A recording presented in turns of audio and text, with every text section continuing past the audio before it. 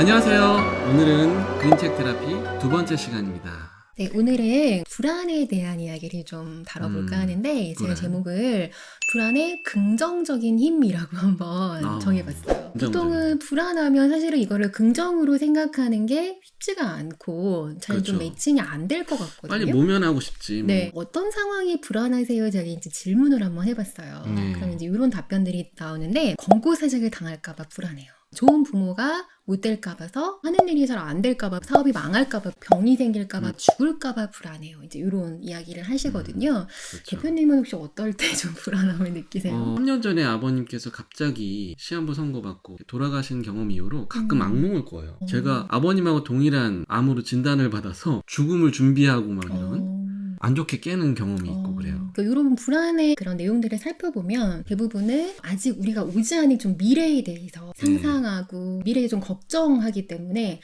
불안감을 느끼는 경우가 굉장히 그렇죠. 많거든요. 그래서 네. 이 불안감을 어떻게 우리가 한번 다뤄보고 그 다음에 어떻게 좀 긍정적인 방법으로 좀 변환시켜 볼 수 있을까를 오늘 좀 다뤄보도록 할게요. 불안하면 좀 제일 먼저 좀 떠오르는 단어가 공포라는 단어가 떠오를 것 같아요. 공포하고 불안의 차이가 뭘까요? 예전에 제가 이제 대학 수업 때 배웠는데 네. 심리학에서 네. 공포라는 건 뚜렷한 대상이 있는 것이고 네. 불안은 어떤 실체가 없는 것에 대한 걱정이라고 보통 이렇게 배우거든요. 네, 맞아요. 잘 네. 기억을 하셨네요. 네. 수업을 잘 들으신 학생이신 것 같아요. 예, 열심히 네, 했어요.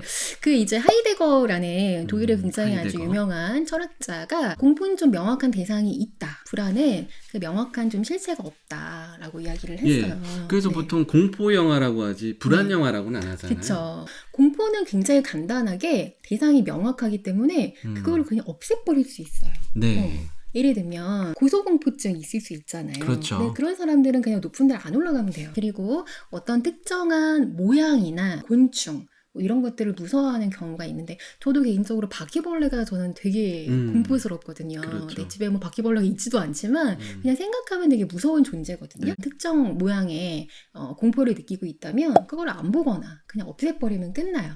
네. 네, 그런데 불안은 아까 제가 바퀴벌레 잠깐 말씀드렸던 것처럼 바퀴벌레 없앴는데 없앴음에도 불구하고 또 나올 것 같다고 생각하는 게 이제 바로 불안인 거죠.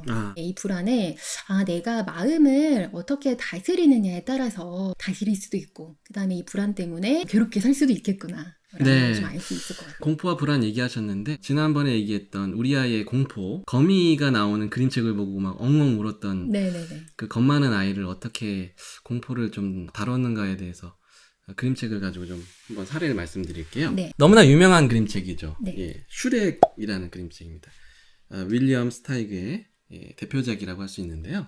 유명한 그 만화 영화로도 이미 여러 차례 나와 있는 슈렉이라는 이름의 유래는 독일어로 슈렉이라는 단어가 공포라는 뜻이라고 합니다. 네. 어린아이들에게 공포를 주는 대상을 킨더 슈렉이라고 해요. 슈렉이라는 괴물도 킨더 슈렉인데 내용을 보시면 알겠지만 그 괴물이 굉장히 흉측하고 징그럽고 못생겼지만 전혀 공포스럽지는 않아요. 네. 저희 아이도 굉장히 겁이 많고 공포가 심한 편인데 이 책을 읽어줬을 때는 전혀 무서워하지 않더라고요. 왜 그런가 생각을 해보면 이 슈렉이 물론 끔찍하게 못생기고 하는 짓도 정말 못된 짓만 골라 하지만 그 내용은 굉장히 재밌게 구성이 되어 있거든요. 네. 아까 말씀하셨듯이 공포를 제거하는 방법 중에 하나가 그 공포의 대상을 우스꽝스럽게 만들어버리는 거죠. 마치 우리 선조들이 어떤 해악이나 풍자를 통해서 무서워하는 그런 양반들을 갖다 조롱하고 그것을 극복했던 것처럼 너무 겁이 많은 아이 같은 경우는 이렇게 좀 괴물이 등장하더라도 우스꽝스러운 모습으로 등장하는 작품들도 도움이 될 것 같아요. 그래서 저도 이제 그림책을 하나 소개를 해드리려고 하는데 침대 밑에 괴물이 있어요 라는 그림책입니다. 네. 제가 아까 말씀드렸던 공포와 불안의 차이를 아주 명확하게 좀 보여주고 있는 그런 그림책이라고 볼 수가 있을 것 같아요. 빌리가 이제 잠을 자려고 이렇게 누웠는데 너무 이제 무서운 거예요. 자꾸 침대 밑에서 뭔가 괴물이 나올 것 같은 느낌이 드는 거예요. 엄마를 부릅니다. 엄마, 나 침대 밑에 지금 괴물이 있는 것 같아요. 무서워서 잠을 못 잘 것 같아요. 이렇게 얘기를 할 때 이 책에서 또 하나 볼 측면은 이제 엄마의 반응이에요. 네. 엄마가 이렇게 환하게 웃는 모습으로 빌리야 무슨 일이야 라고 얘기를 하고 이 아이의 어떤 두려워하는 마음, 불안해하는 마음을 좀 별거 아닌 걸로 심쿵하지 않습니다. 네. 그런 건 없어. 이렇게 얘기하는 게 아니라 그래 엄마랑 한번 그러면 찾아볼까? 라고 네. 얘기를 해요. 이 아이가 불안하게 생각했던 것들 창문 바람에 창문이 흔들리는 소리였네. 아이가 불안해하는 것들 하나하나 엄마가 좀 직면하도록 도와줍니다. 그러니까 이 아이는 그렇구나 하나하나 직면을 해가면서 내가 불안하게 생각했던 게 실체를 명확하게 봄으로써 공포의 대상을 명확하게 발견하고 이제 불안을 하나하나 해소하게 돼요. 네. 그런데 그럼에도 불구하고 아이가 이제 아직 조금 불안감이 남아 있었어요. 왜냐하면 네. 침대 밑에서 자꾸만 소리가 나는 것 같았거든요. 그래서 엄마한테 부탁을 해요. 엄마 근데 나 알겠어요. 뭐 소리랑 이런 건 다 알겠는데 좀 침대 밑에 뭐가 아무래도 있는 것 같아요. 좀 괴물이 있는 것 같으니까 엄마가 좀 그거 좀 찾아주면 안 될까요? 이제 이렇게 네. 얘기를 하니까 이렇게 적극적으로 엎드려서 침대 밑을 이제 찾기 시작합니다. 네. 네, 굉장히 적극적인 엄마고 아이의 어떤 불안한 감정을 좀 명확하게 해결해 주려고 하는 그런 노력이 보이는 그런 모습이에요. 정말 네. 좋네요. 네. 보통은 야 그거 위험한 거 없어. 그냥 빨리 자 이렇게 그렇죠. 하는데. 딱 보니까 음. 정말 좀 살아있는 뭔가가 있긴 한가 봐요. 오. 그러니까 이게 뭘까 봤더니 생쥐였던 거예요. 근데 여기서부터 이제 역전이 되기 시작합니다. 엄마는 생쥐가 너무 무서웠던 거예요. 이렇게 네. 물건들을 올려놓고 엄마가 이제 생쥐를 두려워하니까 자 이때 빌리의 모습을 한번 볼게요. 네. 빌리가 엄마 왜 저러지? 네. 약간 이런 표정으로 엄마 뭐 별것도 아닌 것 같고 그래요? 라고 얘기를 하거든요. 그렇죠. 이 책을 가만히 보면 우리가 방금 전에 얘기했던 공포하고 이제 불안을 좀 명확하게 우리가 좀 구분해 볼 수 있을 것 같아요. 네. 처음에 빌리는 공포의 대상을 명확하게 몰랐죠. 네. 그래서 굉장히 불안했어요. 네. 그런데 공포의 대상을 하나하나씩 마주하면서 그 불안감이 좀 해소되기 시작을 했고 네. 그 다음에 나중에는 대상을 명확하게 알았을 때는 오히려 에이 그거였어? 이런 반응을 했단 말이에요. 네. 그리고 이제 엄마랑 상황이 좀 역전되기 시작했고 그렇죠. 그러면서 무서워하는 엄마의 모습을 보면서 오히려 제3자의 모습으로 자신을 바라보기도 하는 것 같아요. 그러네요. 어쩌면 사실 빌리도 생쥐가 무서웠을 수도 있어요. 네. 근데 엄마의 무서워하는 모습을 보면서 이게 좀 우스꽝스러웠던 거예요. 이 심리학 용어에는 벽에 붙은 파리 효과라는 게 있어요. 여러 가지 그런 상황들을 봤을 때 벽에 붙은 파리라면 과연 나를 어떻게 볼까? 즉 제3자의 입장으로 나를 한번 바라보는 거야. 뭐 메타이미지라고 볼 수도 있을 텐데 내가 불안해하고 뭔가 걱정하는 것들이 되게 좀 때로는 우스꽝스럽네. 네. 좀 별거 아닌 것 같고 내가 이랬구나. 그런 거를 우리가 좀 경험해보는 경우들이 꽤 있거든요. 마지막에 이제 어떻게 되냐면 빌리가 이렇게 엄마랑 같이 잠이 들어요. 네. 엄마 나 물론 이제 무서운 거 다 해소됐지만 나 오늘 엄마랑 좀 같이 자면 안 될까요? 라고 얘기를 하고 엄마랑 이렇게 같이 자면서 마무리를 짓게 되는데 우리가 때로는 이렇게 공포의 대사, 불안이 있는 것이 큰 행운을 갖고 오기도 하거든요. 저는 어떻게 좀 해결을 하냐면 이렇게 불안이 올 때 이 불안을 얘는 되게 무서운 거, 공포스러운 거, 억제시켜야 되는 거, 막 욕구를 억눌러야 되는 이렇게 생각하지 않고요. 네. 좀 친구라고 생각하는 편이에요. 네. 그게 가능하세요라고 물으실 수도 있는데 또 연습을 통해서 그게 좀 가능해지더라고요. 다음 주에 이래서 강의를 해야 되는데 너무 바쁘고 하다 보니까 시간 안에 그거를 좀 못하는 경우도 사실 있을 수도 있고 밤을 새워가면서 하는데도 제대로 결과가 좀 안 나올 때도 있어요. 그러면 되게 불안한 거예요. 어떡하지? 나 지금 내일 모레 해야 되는데 그때 그래 너 왔구나. 불안아 너 왔구나. 고마워.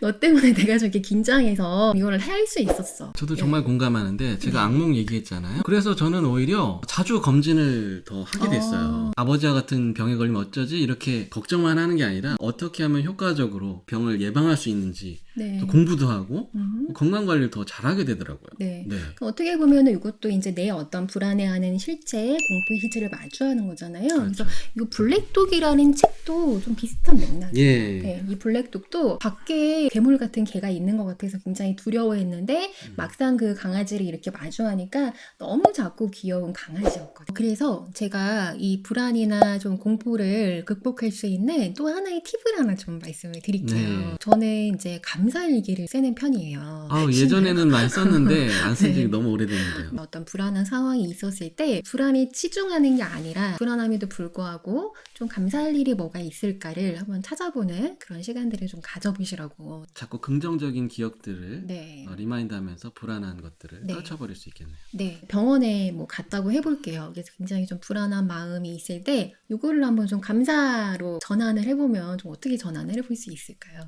내가 이렇게 좀 병원에 병원에 갈 수 있어서 감사하구나. 내가 좀 경제적으로 여력이 돼서 뭐 이런 검사를 받는 거에 큰 불편함이 없이 내가 이렇게 좀 혜택을 받을 수 있구나. 이렇게 네. 좀 감사하구나. 이렇게 좀 바꿔볼 수 있을 것 같고. 예. 그다음에 저 같은 경우에도 다음 주 수업안을 잘 해야 되는데 못했을 때 굉장히 불안했을 때 이거를 좀 감사로 바꿔볼 때 내가 또 이렇게 알아차릴 수 있어서 감사하구나. 수업을 준비함으로써 또 다른 학생들하고 많은 분들하고 만날 수 있어서 감사하구나. 좀 이렇게 좀 바꿔보는 편이에요. 공과금을 내야 되거나 뭔가 좀 지불을 해야 되는 상황이 될 때 대부분의 분들은 부담스럽다. 또 한 달이 또 왔네. 이제 이렇게 좀 생각하시는 분들이 많이 있으시거든요. 근데 그렇죠. 저는 이제 이때도 이거를 좀 감사로 좀 바꿔요. 내가 그래도 이렇게 좀 지불할 수 있구나.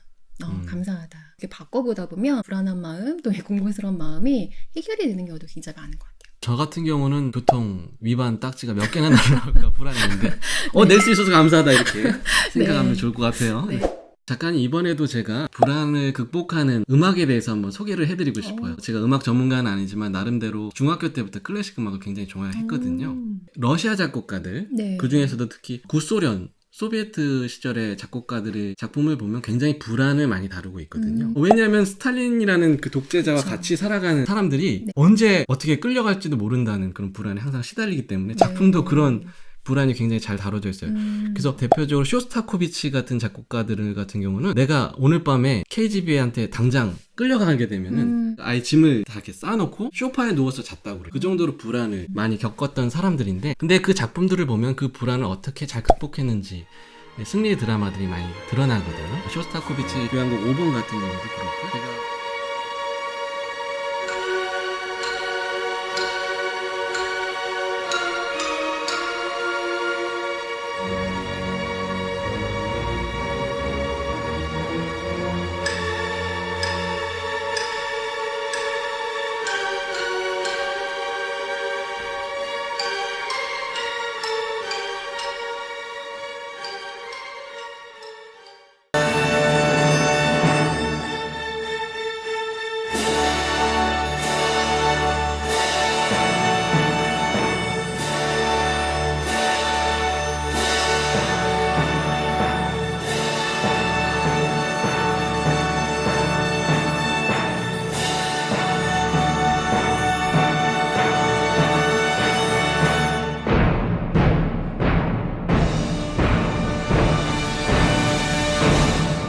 제가 오늘 추천드리고 싶은 작품은 프로코피에프라는 작곡가의 피아노 협주곡 2번인데요. 프로코피에프는 같은 날 죽었어요. 그만큼 굉장히 많이 창작의 자유도 침해당하면서 언제 내가 숙청당할지 모른다라는 불안에 시달렸던 작곡가인데요. 네. 이 피아노 협주곡 2번을 작곡할 당시에 정말 친하던 친구가 자살을 하는 큰 충격을 겪었다고 합니다. 그래서 이 곡을 보면은 그 자살한 친구한테 헌정을 했는데 상당히 잔잔하게 시작하다가 갑자기 내면이 막 질풍노도와 같이 굉장히 불안해지는데 결과적으로 큰 관연하게 총주와 함께 아주 잔잔하게 눈을 감고 이렇게 감상하다 보면 불안이 많이 해소되는 카타르시스를 경험하실 수 있을 것 같습니다. 네, 저도 한번 들어봐야 되겠네요. 예, 요새 유튜브에 다 있거든요. 네. 한번 들어보시면 좋을 것 같습니다. 네. 불안의 어둠이 몰려올 때 네. 내면에 감사의 촛불을 켜십시오. 네. 밥상머리였습니다. 감사합니다. 감사합니다. 공과금 같은 거 이제 내야 되는 어떤 그런 상황들. 네, 많이 부담스럽죠. 예. 네. 잠깐만요. 정신이 멍해. 저는 자동이체라서 별로 신경을 안 써요. Daddy. Hey, Daddy.